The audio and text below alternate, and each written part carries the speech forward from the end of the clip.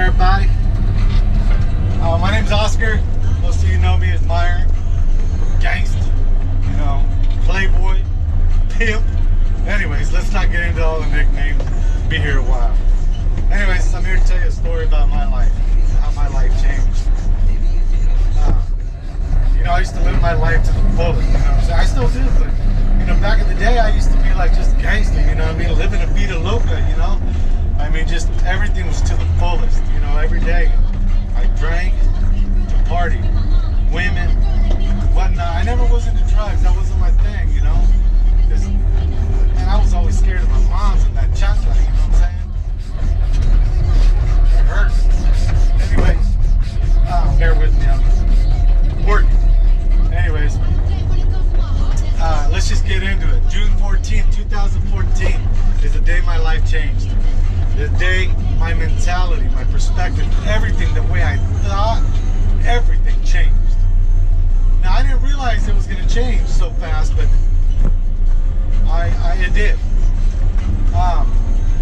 June 14th, we were doing a job outside of town, and it was our last day. We was coming home. It was all about teardown. Anyways, I had a ladder give out from under me from about 20 feet, and I free fell backwards.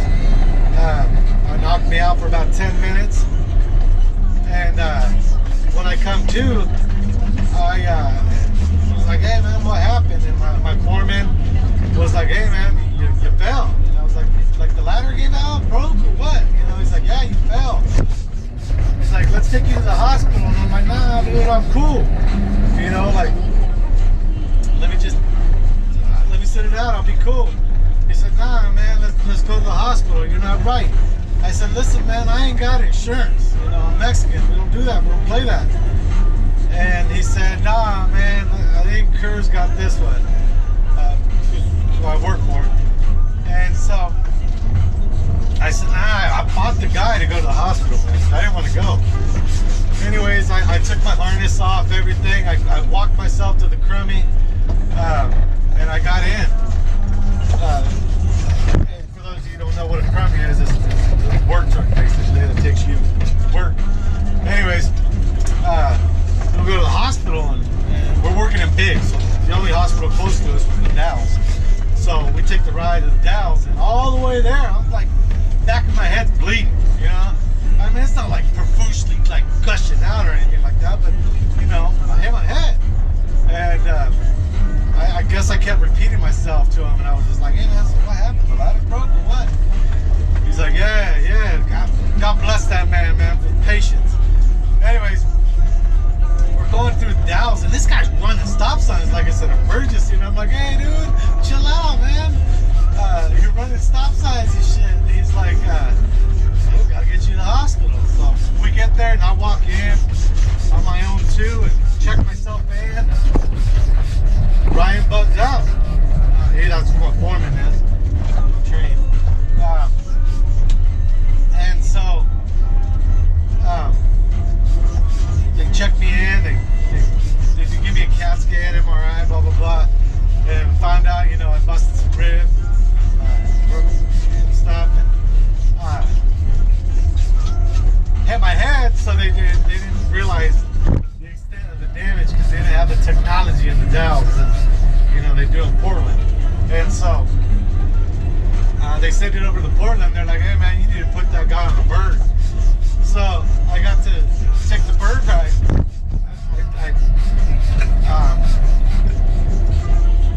The life flight, you know, got on the bird. They took me from Dalles to OHSU. And you know, I've always wanted to take that ride. I just never thought it would be on my back. You know, I'd always wanted to take that ride through the gorge. I think it's beautiful. You know, as a matter of fact, I've always wanted to do it in a boat. I've always wanted to go from like Portland or Hood River all the way to Astoria. Just bam, blast. Anyways, I'm gonna do that. So anyways, they checked me into OHSU, and like they got all these medical teams, and they got to review me and like monitor me and stuff. And so it was like, you know, at the DMV, pick a number, you know, like one goes to, oh, this is good. Oh, his throat looks good. Oh, his chest looked good. And then here comes this blonde, gorgeous blonde. I think her name was Sydney or something like that. Anyway, she walks up and she lifts up my gown and she's like, everything looks good. And I'm like, yeah, I'm gonna call you. She never called me or nothing. Anyways, they checked me in and I'm in the ICU, and here comes this doctor, and the doctor's like, hey man, took a pretty good hit, you know, and he's like, what happened? I said, hey, you know, I was climbing up this ladder and I felt something wasn't right, so I went to reach for my lanyard to clip it to something, and the ladder buckled out from under me, so I free fell backwards. My back landed on my hammer, and my head hit a chunk of concrete from the pump truck that had spilled. Just a little ball, the only pile of concrete. My head hit it. Anyways, he's like, well, let me tell you the damage. He says your brain's bleeding in multiple spots, and you got a fractured spine, and you broke 3 ribs. I'm shocked that you were able to walk in here on your own. And I said, come on, man, little kryptonite never stops Superman. Shit, ain't gonna stop me. Anyways, he's like, well, we're gonna monitor the bleeding, and if it doesn't get better, we're gonna have to drill a hole in your head. And he's like, you're already losing pressure because what is that stuff called, the amniotic fluid or whatever it's called, that your brain sits in, the cryptochronolite stuff. Anyways, it was already coming out of my ears, man. And so they said we're just gonna monitor it, go from there, and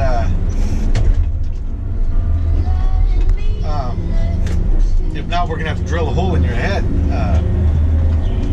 to release the pressure, because your brain's like blowing up, basically. Anyways, luckily for me, God bless, they didn't have to do that. Anyways, they monitored me. I'm in the ICU for 5 days, and they finally released me into regular captivity, you know, where I'm not so much monitored. You know, they released me out to the general public, I guess you could call it, like if he was in prison. Not that I know anything about that. Anyways, so they said, okay, we're gonna go ahead and release you, and but first we have to make sure you can walk. I said, listen, man, I walk myself in, I can walk myself out.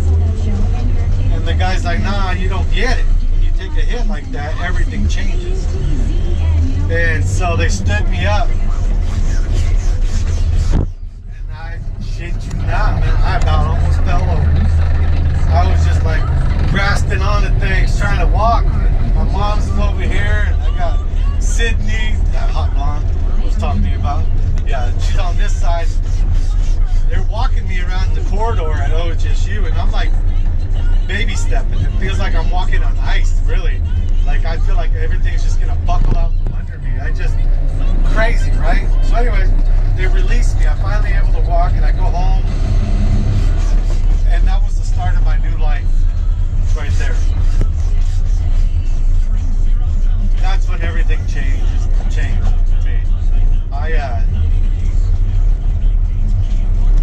You know, I didn't think it was gonna change, because I still lived. I didn't know no different. I was just like, nah, it ain't gonna faze me.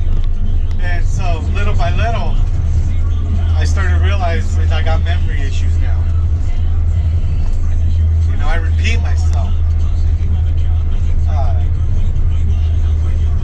And so they had me on light duty for 5 months, so they released me to full duty, and the doctor finally said I go back to work. So I go back to work, and you know, it's just not the same. You know, it's just, you're not the same. You think you're the same, but you're not. And by that I mean, it's like your back is not the same. I mean, I couldn't do the things I used to be able to do. I wasn't able to just jump in and do something because I was scared. It put the fear in me. Now, most of you that know me, people always talk to me about fear because fear is the devil. I don't believe in fear, but you know what? That fall put the fear in me. And I was always scared. I was scared to do anything. I have a stride of 2 feet and I couldn't walk over a curb without thinking I was going to trip and fall and hit my head. I couldn't drive. I couldn't, I'd have 300 yards before cars come in and I'd be second guessing whether I could jump out in traffic or if I'm going to get hit. Everything it put the fear in me. I started having nightmares from it. About dying. I was drinking, starting to have nightmares, so I started self-medicating myself and drinking until I would drink so much that it would pass me out every night. I mean, I'm talking a half a bottle of whiskey, Pendleton, shout out, and an IPA of some sort because I love tasting new beers. That was my shit, trying out new beers. Anyways,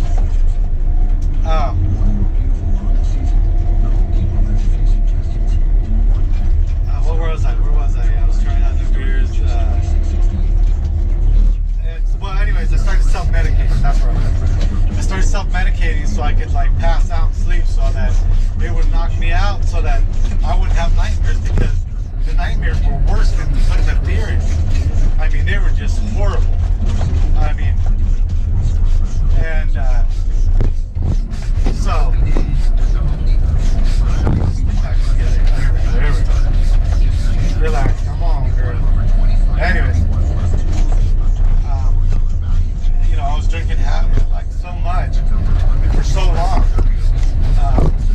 4 years, and then my drinking made me make bad decisions. Self-medicating that I ended up, having to restart my life over. I ended up in a hotel room with this girl and she put a case on me. I never did nothing wrong.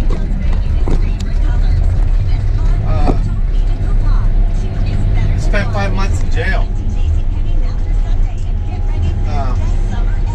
for a decision that I made. And now I'm on probation. I will say that I'm 1 year sober, over a year now sober. But it all started from that ladder. That ladder was the effect of my life, man. And it was crazy because I'm a man of God. And I used to always tell God, I'd be drunk and I'd be telling God, man, I need your help. I need your help. And I want to quit drinking. And so he put me in jail for 5 months. And that didn't stop me. I got out and I still drank, but I wasn't drinking like that.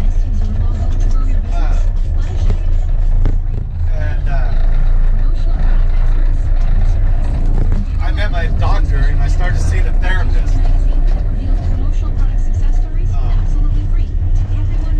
Allison, God sent, angel sent from heaven right there.